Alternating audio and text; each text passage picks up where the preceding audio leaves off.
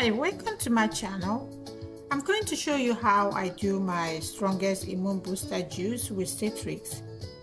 I love to use more of grapefruit because that one helps with weight loss, and then I added orange and tangerine, lime and lemon. I'm going to leave the number of those ingredients that I use on my description box.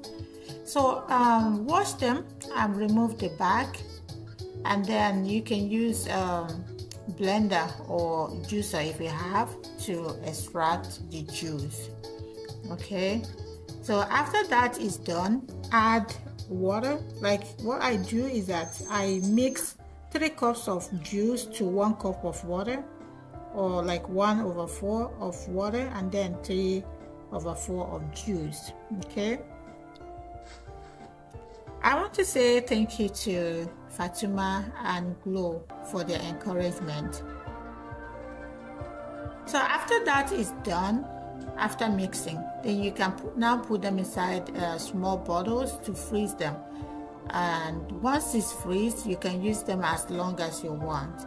And if you want them to stay long, use a small bottle and then add juice like 3/4 of the bottle to allow room for the juice to freeze, and then you can use it as long as you want.